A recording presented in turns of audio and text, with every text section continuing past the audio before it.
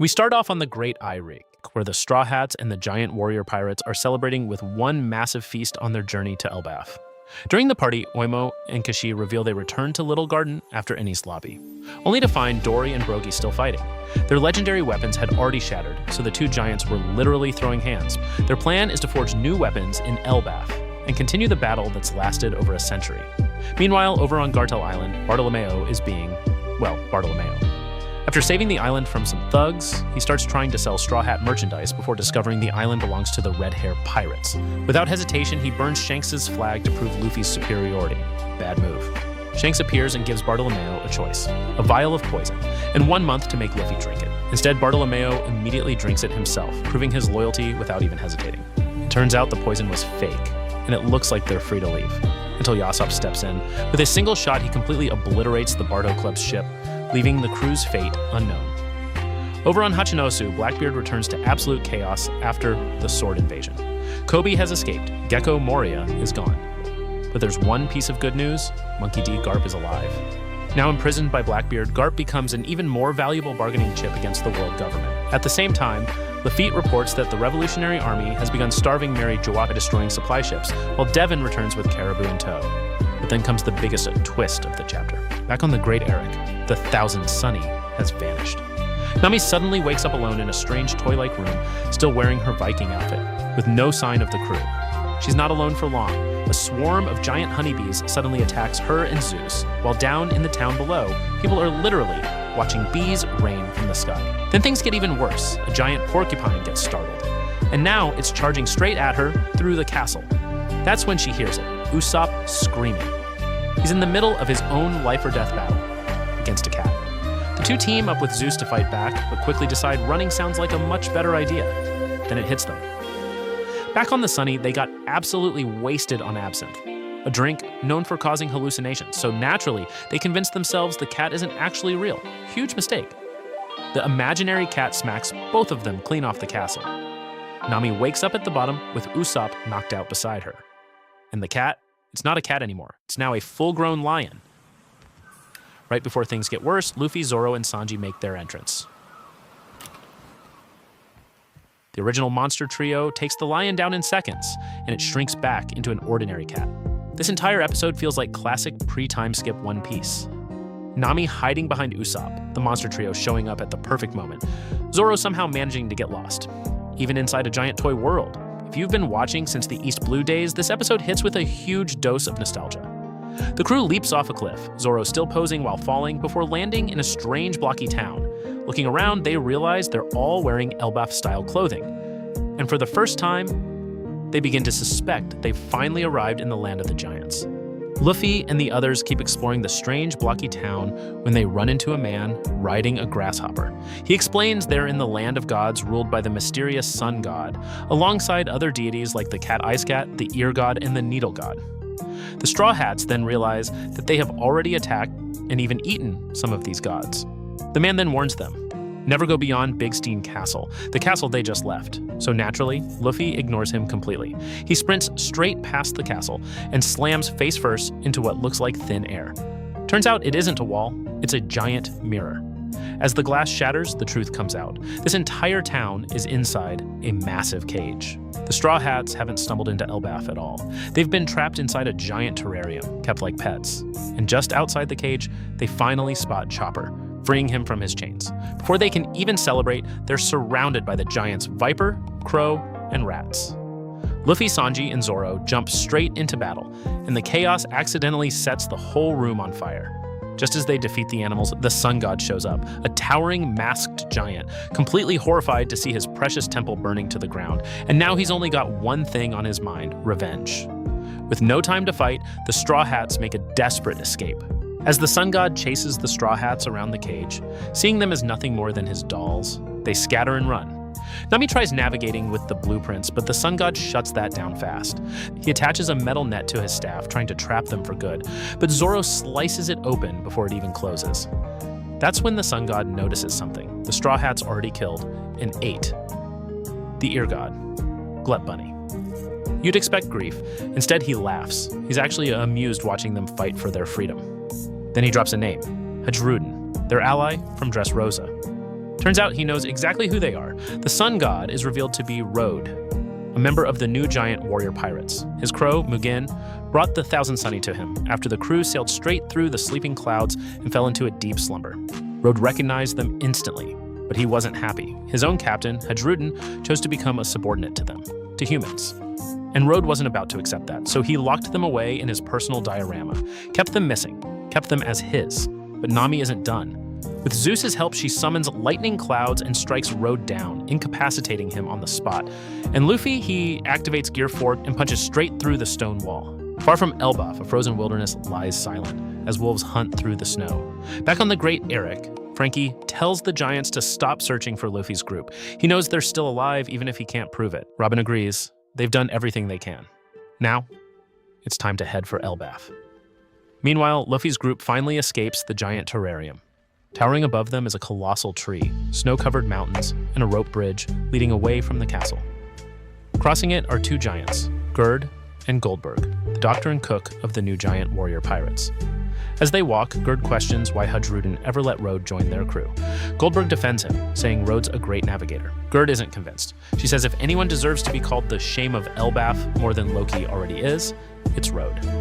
The two giants pause for a moment like they've heard something nearby, but they see nothing and keep walking. Hidden close by, the Straw Hats finally piece it together. They're actually in Elbaf. Once the giants leave, the crew carefully begins crossing the bridge until Luffy suddenly freezes. Something, presumably hockey, has given him goosebumps. He tells everyone else to keep going and jumps off the bridge alone. Back aboard the Great Eric, Robin reads the latest newspaper. The giants are being blamed for Egghead. Dory and Brogy's bounties have climbed to 1.8 billion berries, and Luffy is being accused of killing Dr. Vegapunk. There's even a cutaway to Morgans himself, writing the article, finishing his sentence with a dramatic flick of his pen that sends papers flying, in a pose any Death Note fan will recognize instantly. But one detail catches Robin's attention. In the photo of Luffy's awakened form, there's a mysterious X on his arm, and unlike the rest of the blurry image, that mark is perfectly clear. She recognizes the shape, but for now, they let it go. Dory and Brogy can't hide how proud they are. Luffy's on Shanks' level now, and Hajrudin has sworn loyalty to him. Then they reveal something the crew never knew. Hajrudin is the son of the king of Elbaf. He wanted to rescue the Straw Hats himself, but Dory and Brogy's seniority got in the way first. Then the giants reveal the truth about Elbaf's accursed prince, Loki, a giant who devoted himself to darkness and was crucified for it. When he tried to escape, it took the entire nation working together just to bring him down. The same giant who murdered his own father, King Harald, just to claim the legendary devil fruit passed down through the royal family. They say if Loki is ever set free, the world itself is doomed. At that exact moment, Luffy finally reaches the source of the overwhelming haki he sensed. Before Luffy even speaks, Loki already knows someone's there, blindfolded, yet fully aware. Luffy introduces himself, then asks who he is. Loki answers, "This is Elbaf, the land where wars are born. I am the sun god, the one who will bring about the end of the world." Luffy's standing right in front of the chained Loki and realizes he finally made it to Elbaf. He won't stop talking and starts listing everything he wants to see. Loki can't get a word in. Eventually, he snaps. One roar echoes across the frozen wasteland, sending the wolves running. "Don't speak unless I give you permission." He reminds Luffy exactly who he's talking to, the sun god with a bounty of 2.6 billion berries. Then Loki explains where they really are. The lowest layer of Elbaf, known as the Realm of the Dead. It's served as a prison and execution ground for centuries, where both humans and giants have been sent. The beasts roaming these lands have ruled it for thousands of years, and every one of them answers to Loki, who's been chained here for 6 years with sea prism stone. Giant beasts and a group of humans soon emerge from the snow. Failed invaders of Elbaf, now completely loyal to Loki. One of them quietly hopes they don't get knocked out again, like they did when Shanks came here. That name immediately catches Luffy's attention. Shanks was here? At the same moment, the beasts surrounding them suddenly calm down. Without even realizing it, Luffy has tamed them. Loki notices instantly and decides to push his luck. He calls Shanks a coward. Luffy doesn't even hesitate. Gear 4th, one punch. Loki barely dodges, quickly claiming it was just a joke. Quietly, Loki's already made up his mind. The moment those chains come off, Luffy's dead. Once Luffy calms down, he asks again, "Why did Shanks come to Elbaf? Is he still here?" Loki refuses to answer. Meanwhile, on the Great Eric, Brook just finished cutting Robin's hair. The result is unmistakable. The bangs Robin used to wear before the time skip. Frankie recognizes it instantly. Dory and Brogy explain. This is exactly how Robin looked as a child on Ohara, back when she first met Jaguar D. Saul. Back on the rope bridge, Zoro's group is still on the run. Behind them, Road is back on his feet, chasing again, with Gerd and Goldberg chasing him. Goldberg's even carrying the Thousand Sunny, recovered from the castle. Elsewhere, Hajrudin and Stanson have taken down a giant moose, preparing a welcome feast for the crew. The great Eirik finally reaches Elbaf's shore. Robin's ready, a reunion 20 years in the making. Then a voice cries out from somewhere on the island. Saul has collapsed. He can't get up. The rest of the Straw Hats are sprinting through a cave with Road still chasing them. Usopp's convinced this is Elbaf, and the second they burst outside, he's right. Massive trees stretching into the sky, air that feels completely different. He barely gets a second to take it in before Road catches up again. Zoro cuts down a tree, Sanji kicks it straight onto Road's hand, pinning him in place. Meanwhile, Luffy's still sprinting back toward the bridge, connecting the underworld to the sun world above. He spots the Thousand Sunny being carried off by two giants, Gerd and Goldberg, and immediately gets annoyed. Gerd scoops him up in one hand, instantly charmed. She makes it clear, she's nothing like Road. She's not trying to trap anyone, she just wants to help. Goldberg asks how Luffy ended up down there. Did he fall? Luffy freezes. He made a deal with Loki, and Loki told him to keep it quiet. Since Luffy can't lie to save his life, he just starts sweating and pulling faces instead. Goldberg lets it go. Elsewhere, a giant kid named Colin is sent off carrying a package meant for someone named Ripley, along with her father's favorite berries. Then Dory and Brogy's ship returns. Brogy holds up a sunstone, and a massive, solid rainbow stretches across the sky. The crew is stunned. It can even be ridden, but for the giants, it's completely normal. The ship climbs straight up it. Gerd and Goldberg arrive to finish off Road, knocking him out cold, then introduce themselves properly to the crew. Luffy, Usopp, and Chopper take off toward the village, bouncing straight through solid clouds like it's nothing.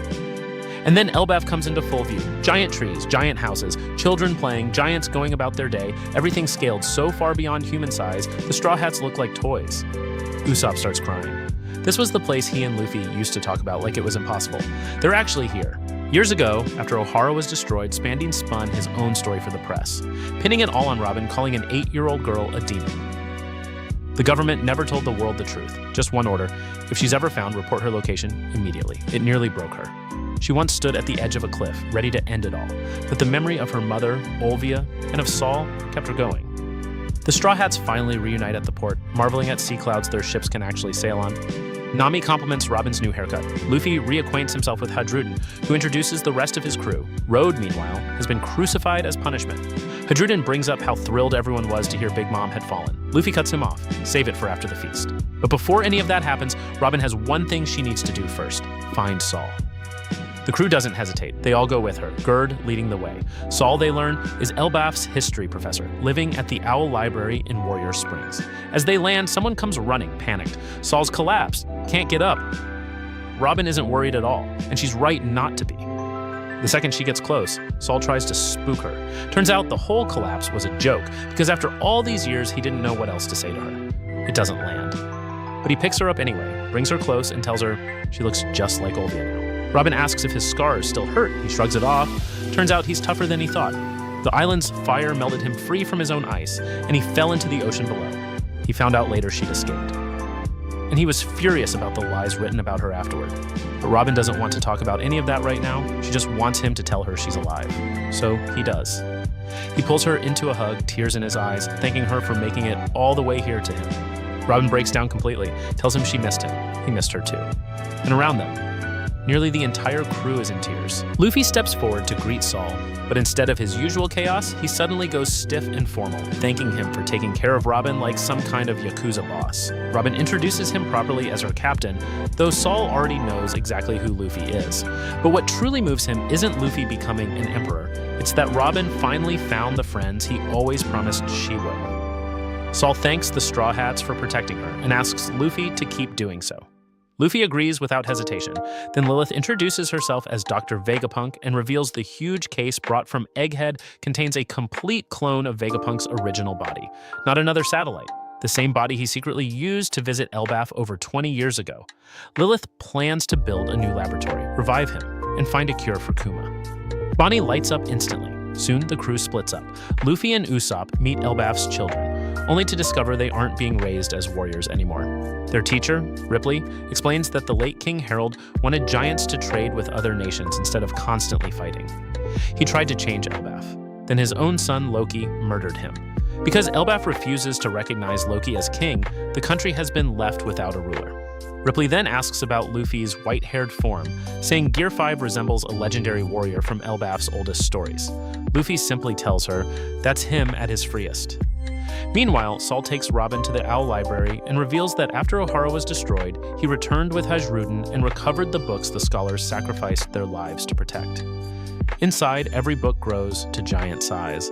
Towering shelves surround Robin, filled with the actual knowledge of Ohara. Everything the world government tried to erase survived. Robin begins to cry. Not from grief this time, from joy. But elsewhere, black lightning strikes the abandoned castle. A magical circle appears in the throne room, and two hooded figures emerge. One of them has the exact same face as Shanks. The Owl Library has one incredible secret. Every book brought inside grows to giant size, thanks to its giant owl librarian, Biblo. Lilith quickly figures out why. The owl possesses a devil fruit that can enlarge objects, making it the perfect guardian for Elbaf's greatest library. Chopper immediately asks if they have medical books. Saul smiles. They do. At the school grounds, Luffy runs into Colin, the only giant kid on Elbaf who still dreams of becoming a warrior. Without warning, Colin swings a wooden sword straight at Luffy's head. Gear 3rd, an elephant gun crashes into the ground right in front of him. The other giant kids are horrified. But Colin, he thinks it's the coolest thing he's ever seen. Ripley arrives, scolding her son, only to praise his opening strike a second later. Then comes the real surprise. Colin isn't just Ripley's son. His father is a human, a former pirate who never backed down from anyone on Elbaf, no matter how much bigger they were. Soon after, the Straw Hats finally arrive at the feast the giants have been preparing for them. Dory, Brogy, and Hajrudin each raise a toast, thanking Luffy and his crew for everything they've done, from helping the giants in the past to defeating Kaido and Big Mom. Then someone familiar steps forward, Stanson. The giant Luffy rescued back at the human auction house on Sabaody. After all these years, he's finally able to repay that debt. Then Elder Jarul arrives. At 408 years old, he's the oldest giant in the world. Luffy immediately notices something unbelievable. There's a sword lodged straight through Jarul's head. Apparently, his helmet saved him. But while Elbaf celebrates, something much darker is unfolding nearby. At Orist Castle, the two mysterious hooded figures confront the giant guards. They only want one thing: Loki's location. The guards refuse. Loki's a criminal, and they're not about to help anyone free him. The hooded woman doesn't ask again. With a single motion, she brings one of the giant guards to his knees, screaming in agony. She wasn't asking. She was giving an order. Beside her, the second figure never says a word. The man, with Shanks' face. Back at the feast, Luffy is tearing through the giant moose Hajrudin hunted for him. Nearby, Road is forced to apologize for everything he did to the crew. Zoro casually accepts, then adds that if Usopp hadn't stopped him, Road would already be dead. Trying to defend himself, he says he was only chasing the dream shared by every giant on Elbaf: to become the sun god and rule the world. That one sentence starts an argument across the entire table. Some giants say the sun god represents liberation. Others say destruction. Some believe he's simply the god of laughter. Jarul finally steps in. Elbaf has an ancient sacred text known as the Harley, but its language is so old that nobody can fully translate it anymore. What every interpretation agrees on is this: the world has already been destroyed twice, and both times the name Nika appeared. Luffy realizes this is the same person Bonnie kept talking about on Egghead. The giants explain that everyone on Elbaf grew up idolizing Nika, including King Harald and his son Loki. Luffy asks the obvious question: does that mean Loki might actually be a good person? Every giant answers at once: absolutely not. From the moment Loki was born, disaster seemed to follow him. As a child, he conquered the underworld's most dangerous beasts, then released them into villages for fun. Eventually, he murdered his own father. Jarul reveals the sword lodged through his head came from trying to stop him. Loki escaped and spread chaos across the seas until 6 years ago, when Shanks captured him and brought him back to Elbaf. The second Luffy hears that name, he freezes. Later, Zoro pulls him aside, and Luffy finally admits he made a deal with Loki. Zoro warns him that the entire country despises Loki, so whatever he promised is probably a lie. But if Loki really knows where Shanks is, Luffy has to find out. Nami joins them to navigate, bringing Road along as her newly appointed servant. Though her real motivation becomes obvious when she asks whether anyone would notice if the castle's treasure suddenly disappeared. Together, they head for the castle to find the key to Loki's chains. Meanwhile, down in the underworld, the two intruders finally reveal themselves as members of the Knights of God. They offer Loki a place among them. He He refuses immediately, saying he won't waste his only life becoming trash like the world nobles. The woman Gunko decides that makes him disposable. Then one of Loki's giant wolves attacks. Gunko doesn't even move. Her clothing unravels into bandage-like restraints, wrapping around the wolf's throat and lifting it into the air. She gives Loki one final choice: join them. And the wolf lives. Loki looks at his companion and tells it to die in peace. He'll grieve, he'll be furious, but one day he'll take every ounce of that rage and use it to burn the world down. Luffy's group finally reaches Orist Castle, a place nobody has entered since King Harald died 14 years ago. At least, that was the rule. The front gate has been blown open, the guards are missing, and Zoro immediately notices the damage came from inside the castle. Luffy doesn't care about theories. He charges straight in to find the key to Loki's chains. The castle is so enormous that Road has to carry Luffy, Zoro, and Nami through it, and then spends what feels like half the episode walking down one hallway. Deeper inside, they find entire sections of the castle destroyed. Road explains this damage isn't recent. It was left behind by King Harald's final battle with Loki. Then they find the bodies, the skeletons of over 100 giant soldiers, all killed during Loki's rampage. One skull has enormous horns, reminding Luffy of oars. Road explains that some giants still carry the blood of the ancient giants, even though no pure-blooded members remain. King Harald carried that blood too, but when they find his portrait, his horns are gone. Harald tore them out himself because they represented Elbaf's old era of war. He wanted to leave that history behind and connect Elbaf with the rest of the world. Then Road reveals something even bigger. Hajrudin is Harald's son, which makes him Loki's older half-brother.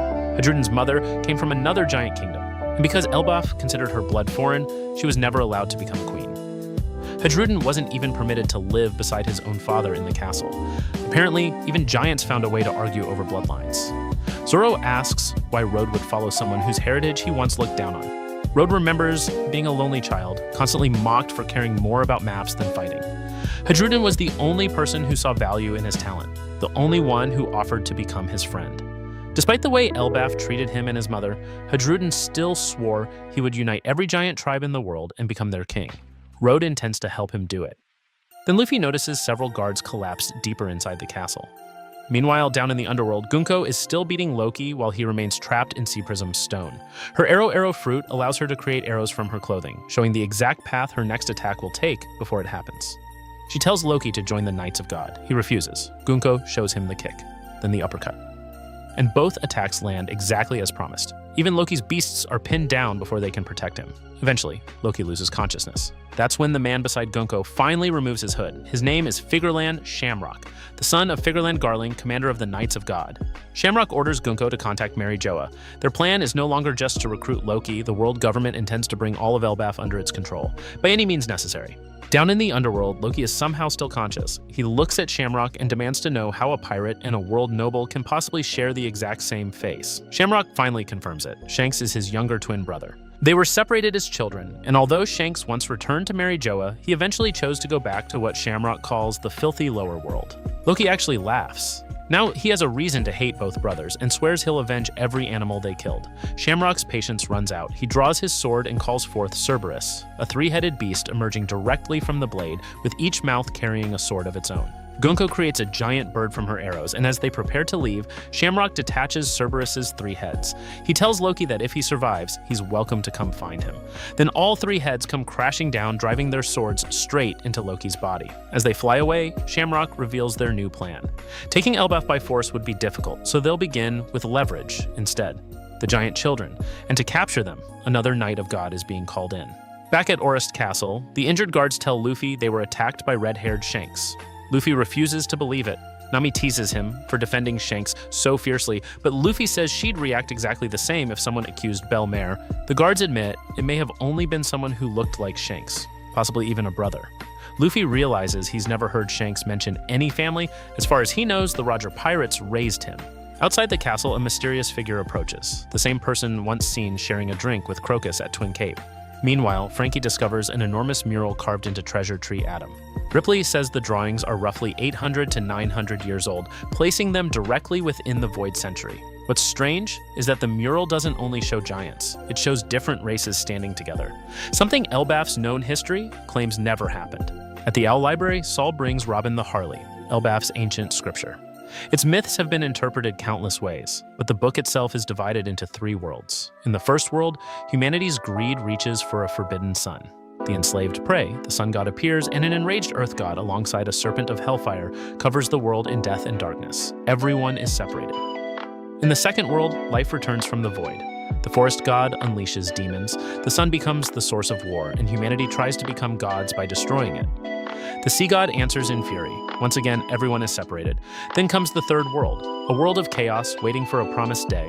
The sun god dances and laughs, guiding the world toward its end. But after that, the sun returns, a new morning begins, and everyone will finally meet again.